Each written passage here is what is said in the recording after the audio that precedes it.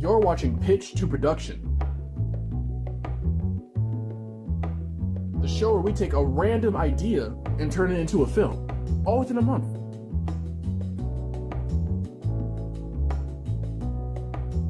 Now, without further ado, lights, camera, action.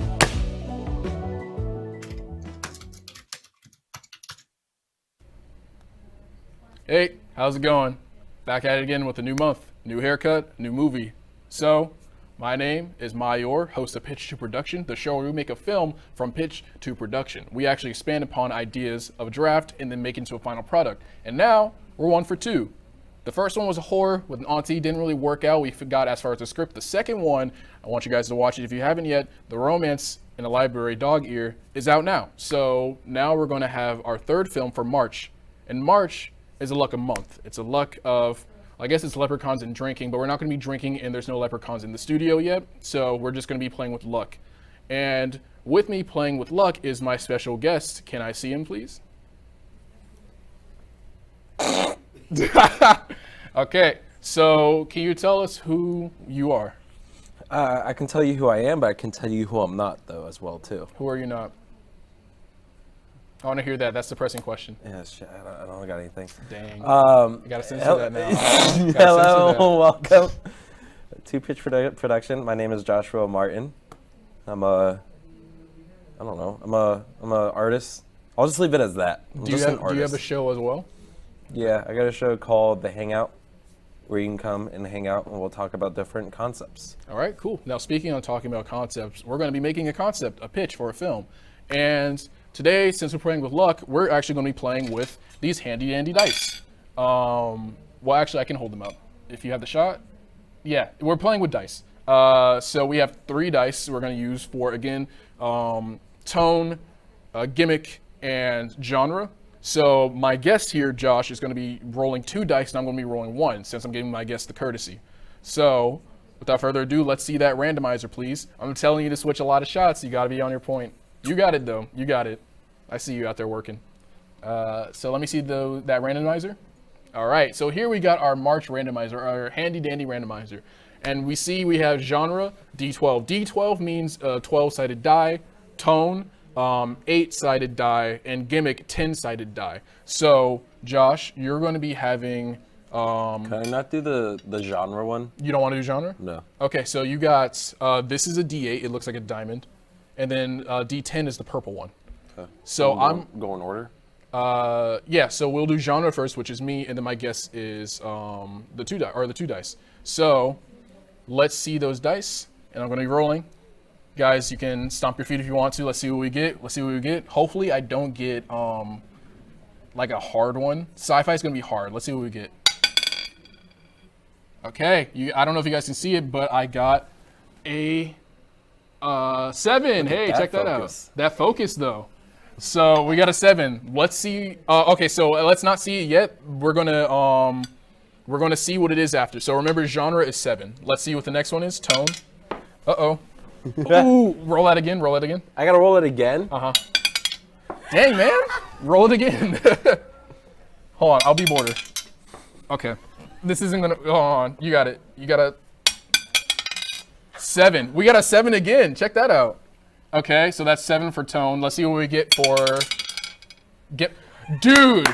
Okay, so 7 is, March is the month of luck, right? We got all 7s.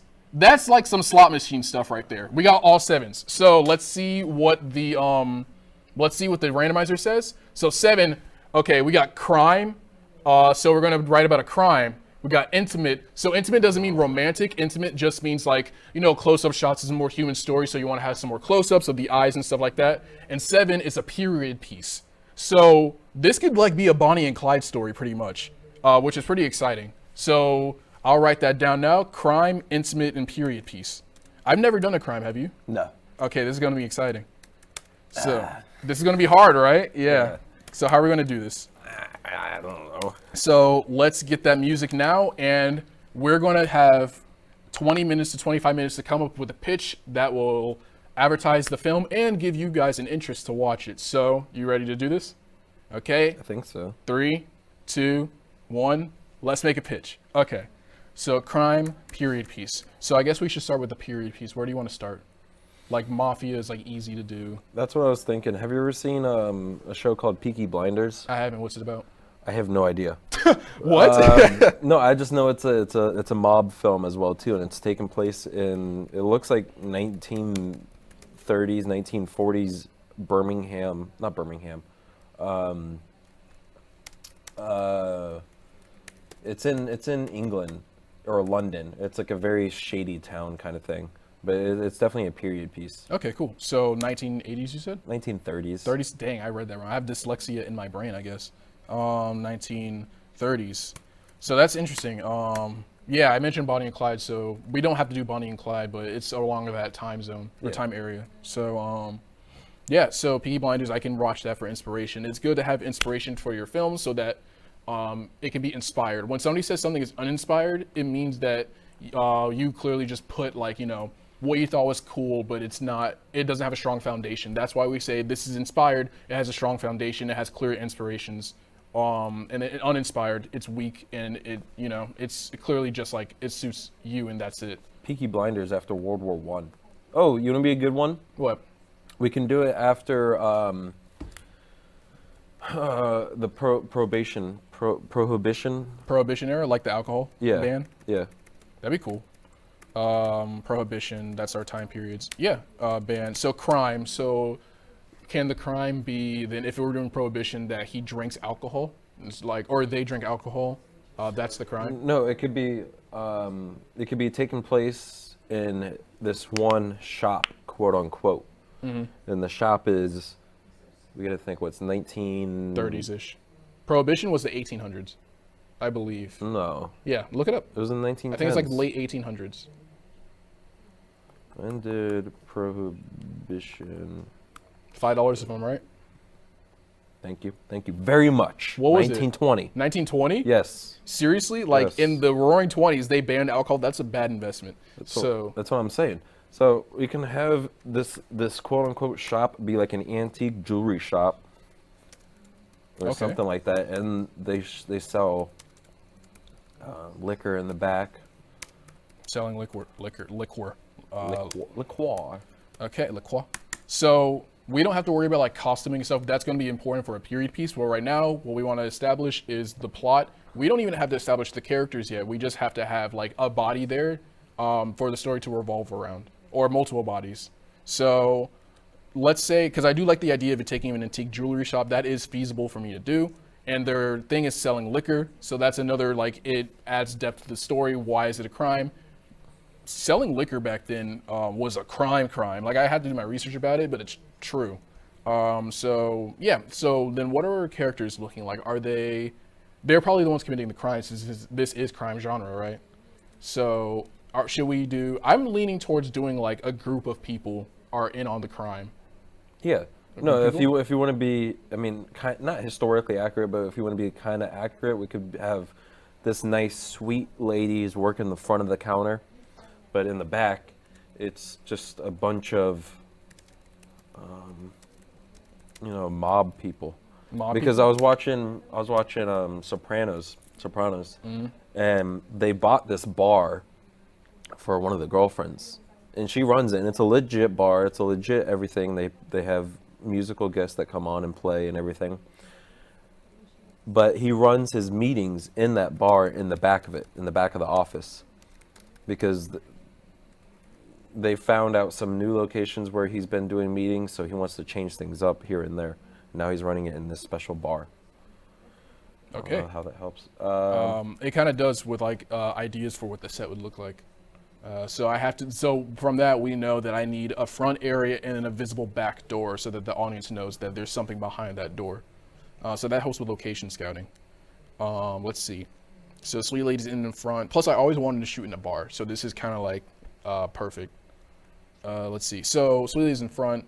Okay, so then they're clearly selling liquor. Why are they selling liquor? To make money. It's if there's a high demand but a low supply, then they're going to be the ones to provide that supply. They're making money for real. So it's an intimate means, it doesn't mean like, again, I explained, like, it doesn't mean like romantic, but it does mean like you have moments where you're just like looking at a character reflecting on something. Like it is a very human side. So we have to have a human characteristic to these characters. So maybe they do sell the alcohol for money, but why do they need the money, right? Let's say maybe like somebody is sick. In the 20s, there was polio going around. Maybe somebody was sick and they're trying to raise money to find the right doctors. Maybe they had a business in alcohol and then the ban of alcohol ruined their family. So they're trying to, actually, if we do it in a bar during the Prohibition, that wouldn't make much sense, would it? No, it's not a bar. It's not a bar? No, it's remember it's the antique jewelry store. Oh, sorry. And in the back, forgot. they're creating the liquor. I got sidetracked. But I mean, going back to The Sopranos, you can do it's like a family business, family run business, and they're running low on money. They're not selling enough jewelry, enough whatever their actual store is, so they started selling liquor on the side. And one of the younger cousins or younger siblings, they have this aspiration to be an artist or an author during this time, but they're stuck in this family business. And now he's stuck doing illegal work with his family. Okay, so that could be the intimate pieces focused on him wanting to come and do something else, but he's trapped here in this family business of illegal activities. Okay, so if we do that, then we lose the edge of following actual criminals and watching them do stuff like this in the 1920s. Instead, we're having like an underdog story, kind of. Yeah, I mean, it's still crime because you can have at the end that the whole place gets busted and they raid everything, and then they go into the houses and they raid these houses, see if there's more alcohol in their actual homes, and I don't know. Let's see. Let's piggyback on that. So, I don't know if I'm gonna just say it blatantly. I don't know if I really vibe with it being an underdog story. Okay. But I can see where you're coming from for sure. It adds depth to a character and it's an intimate idea. But I feel like it's been done again in The Sopranos. Like it's inspired for sure. We could play off of that, but I don't know if that's where I want to go trajectory-wise. That's fine. I'm not good with crime. Crime, right? You want? What did you want? Honestly, horror. Horror? Horror or comedy. Yeah, just because it's crime doesn't mean there can't be comedic elements. So maybe there's like a sense of irony to it too. Like instead of maybe it's like this dude, they're selling alcohol in the back, but the main character is like, this is bad alcohol, I can make better. Maybe it's like that. About what? Like it's like they have a family business and then they're selling just bad alcohol, cheap alcohol, the alcohol they can find, and this guy's like, this is bad alcohol, I can definitely make better, and it follows that. What do you feel? It's Breaking Bad. It's Breaking Bad, but there's no censored. We can't say that. I don't know if we can say that what he makes, but you know what he makes. But yeah, what do you feel about that idea? You want to add to it or take away from it? I think we should get away from the prohibition thing then. Okay, then if we get away from prohibition, then we can go back to the 30s and during the Great Depression. That would definitely be some inspiration for crime. Crime. We can make right? it. We can make it a social justice piece. I think I know where you're coming from. Let me think. We could do a social justice piece. Like we could do like, It's the 1930s and it's the Great Depression, but we have this middle class white family who, even during the roughest times in America, they have still a decent life, and they're fighting for not bread, but they're fighting for I don't know, just a nice meal instead of just having a cold cut sandwich or something like that. And then we keep cutting back and forth, and then at the end they meet up together, the crime, or we go back to this other family where it's a low income family, immigrant family, and we keep going back and forth showing them, and then the crime situation is they have to, it's this thing, would you arrest someone that steals a can of soup for their family kind of thing. So they go and arrest, like steal something from this middle class family the thing just to survive. the thing with that is, well, It is a crime. It's a crime. It's more historical than a During crime, time period. but it is a time period piece. The intimate part would probably be like him reflecting on if she should steal or not, so I could see that, or if they should steal. Let me see if I buy with the story. Yeah, I like the idea of like stealing during the 30s when you have nothing else. We can definitely reflect that through costumes and stuff. So yeah, let me see. Let me write it down. Stealing during the Great Depression.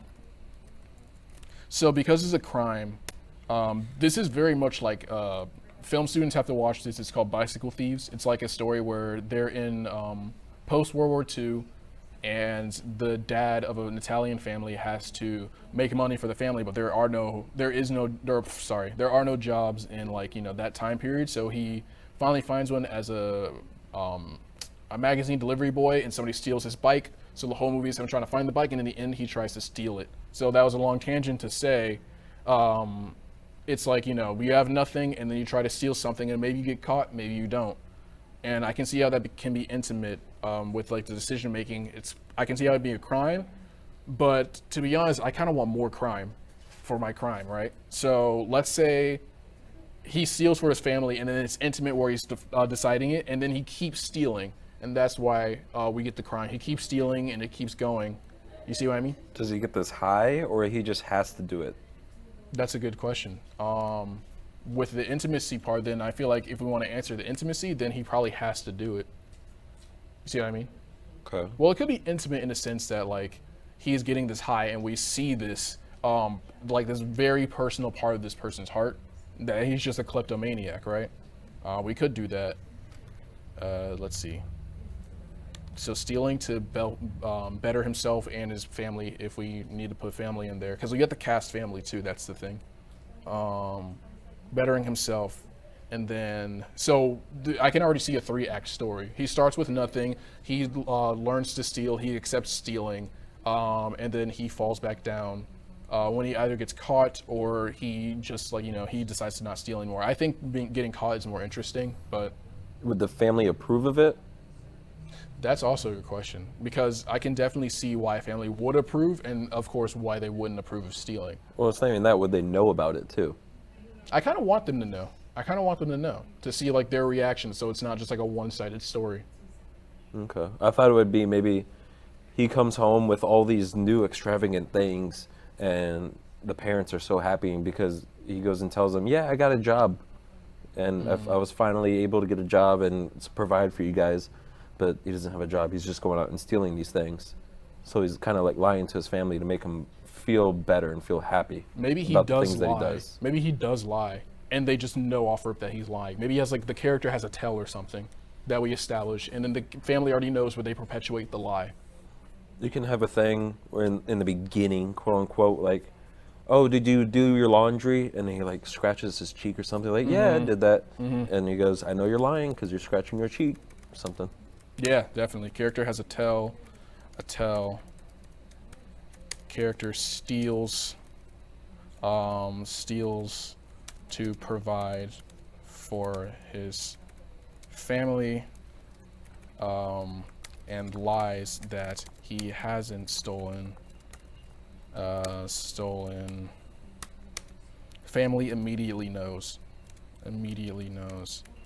Okay, so then we have that, and then we can also get more intimate shots of like the family reacting, and just like they know that their dad is stealing, but they don't want to make their dad feel bad, and at the same time they know that if he steals, it betters them. So there's two things going on, and I do like that development. How do you feel? I like it too. Cool. Okay, well with that, we're going to take a quick commercial break. Since we have the idea for the act structure and the characters involved, next, we're going to make a log line, which is basically an advertisement to watch this film. We'll explain what that is, or I'll explain what that is later. But until then, stay tuned, and we'll be right back.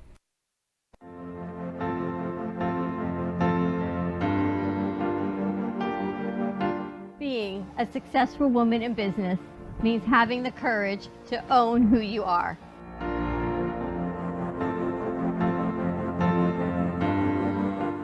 We We understand the challenges faced by women, and we are here to help. Our team is here to develop the best strategy designed just for you.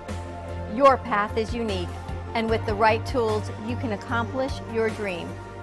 From radio to TV, from podcasting to magazines, we create the visibility to amplify your impact in business.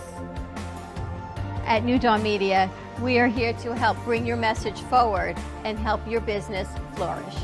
It is time for your message to be seen and your voice to be heard.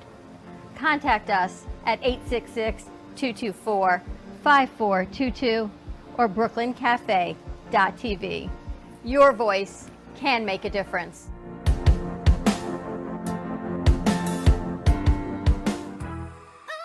We hope you're enjoying this episode of the Brooklyn Cafe TV show. Whether you enjoy watching in the mornings or afternoons, you can now watch with your favorite merchandise. Choose from the Brooklyn Cafe t-shirts, ranging from sizes small to 3XL. Colors available include black, dark heather, and navy. Feeling chilly?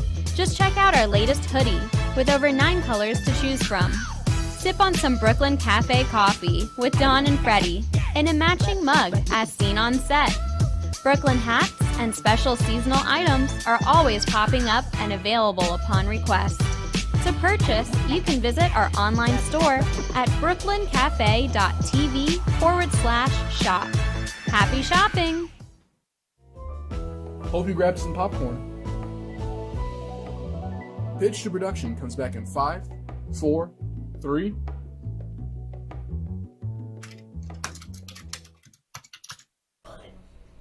And we're back. Thanks, Abraham. We're back. So last we left off, we made a 3-act structure or a 3-act idea of how this crime story is going to go. To recap what the themes are, it's crime, intimate, and period piece. And we decided to inspire off the 30s during the Great Depression, and the crime is stealing.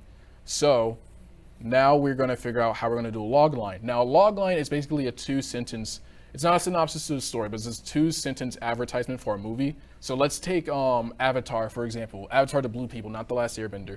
Their log line could be man from Earth travels to Pandora or a foreign planet and meets an intricate alien species. Now the man of Earth by himself has to save that alien species from his own people. You know what I mean? Like, it kind of describes the film, but it also grabs you to watch the film. That was a choppy log line, I'll say that, but you know, what can you do? We're making one now. So, now, are you comfortable with what the log line is? Yeah. Cool. So now, how are we going to advertise this to people? How would we get them to watch this film? I already think that we could start with the angle of the Great Depression, and it's the Great Depression, and families no longer have supplies or resources to survive. And then did we decide on who's going to steal? Who's the one in the family? Let's say it's like a mom, a dad, and kids, right? Let's say it's a nuclear family. We decided on who's going to steal? I think... Go for it. Is it going to be a nuclear family, or is it going to be a single mother household? Single mother would probably make more sense, yeah. Let's do single mother household. And yeah, I'm leaning towards like the mom stealing, because I think it's just more intimate that your mom is stealing for you. You know that she's stealing, but you also know that she's providing for you. What do you feel?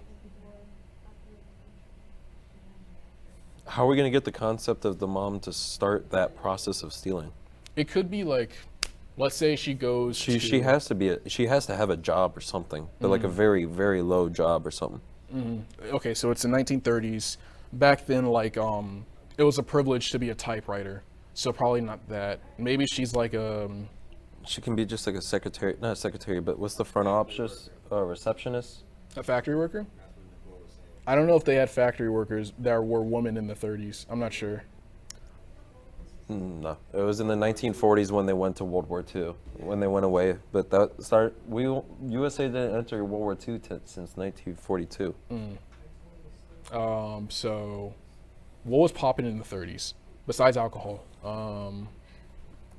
Well, actually, it wasn't popping. It was the prohibition Jobs still. for women. Yeah, let's do some research for that. So jobs for women in the 1930s, and then clerical workers, teachers. Oh, nurse.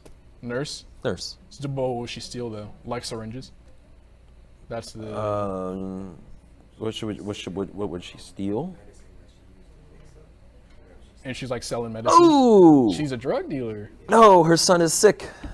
Oh yeah, that's lit. So like instead of things to sell, yeah, what if she is a nurse and her son is sick and it's like, okay, you need your ibuprofen or whatever they had. They probably just popped off of penicillin. So yeah, she's a medic. She's a yeah.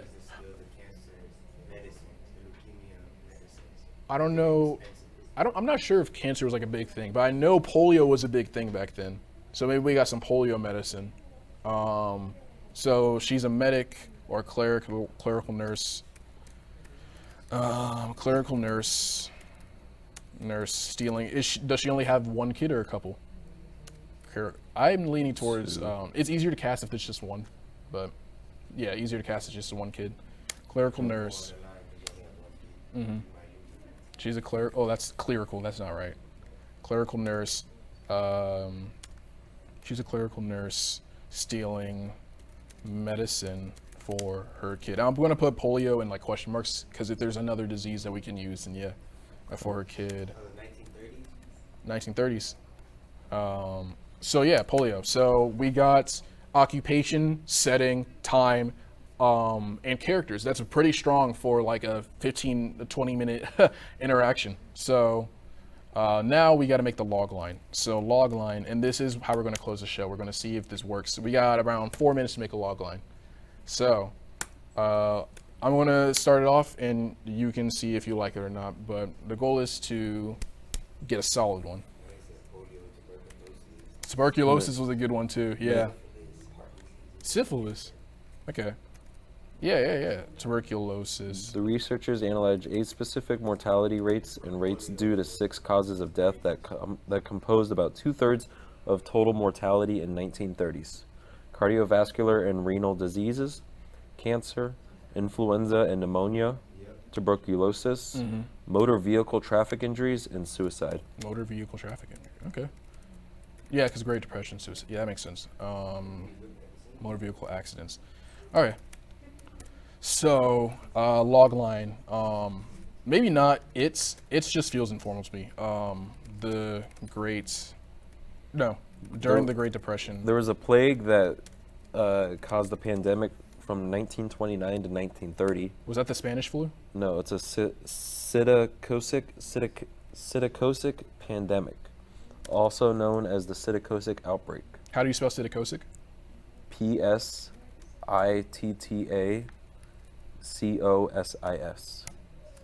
Okay, cool. Psittacosic pandemic. Okay, so log line would be like during. Yeah. During the Great Depression. Accelerated by the breeding and transportation of birds in crowded containers. A mother tries to help her sick son. No. It's called parrot fever, and we can call the title Parrot Fever. That's pretty tough. Parrot fever? Yeah. Or like parent fever? Parrot Parrots? fever. Okay. It says, was it, Birds, right? yeah. There's bird flu back then. There was like, that was a popular thing, right? I think that's what it is. Psittacosis, also known as parrot fever, accelerated by breeding and transportation of birds in crowded containers for the purpose of trade. That's pretty cool. Yeah. Baxton has a bird. We can use that in the. That's a good idea. They have Yeah. a pet bird. Okay, so we got 1 minute. Let's make this log line real quick. So, during the Great Depression, a mother tries to help her ailing son. No. A mother, and her, a single mother and her ailing son, because I want to say the family thing, not the nurse thing, and her ailing son have to survive through the parrot. I'm down to do parrot fever pandemic. She, with no other choice, she steals the only thing that can save him. How do you feel about that? Steals the only thing that can save. Yeah. What do you got? on the verge. Not, I want to say on the verge of death, but On the with the last breath the son has, she has to steal medicine to. Okay. With no other choice. Yeah, we can always workshop the log line, but here's what we got. During the Great Depression, a single mother and her ailing son have to survive through the parrot fever pandemic with no other choice. And the last of his breath, she steals the only thing that can save him. That's good? How do you feel about that? Solid? You sure can? I mean, it sounds good to me. I mean, it makes things much easier. Yeah. Because all we need is a house, and parrot. then we got Baxton's parrot. I was thinking of an opening title shot is there's like a truck driving along, and in the back there's birds in it, and off comes the truck is just But the thing cages is that of birds. if I want to shoot that, then that's a lot of money. I know. But we can talk about that next in the scripting episode. So make sure you tune in next Thursday at 3 o'clock. And I'll see you there talking about parrot fever, scripting, and a lot of stuff. So yeah, pull up, tune in, and I'll see you soon. And before we end, always like to say, and that's a wrap. And we're out. You've been watching Pitch to Production. Join in next week as we keep the ball rolling and the ideas flowing.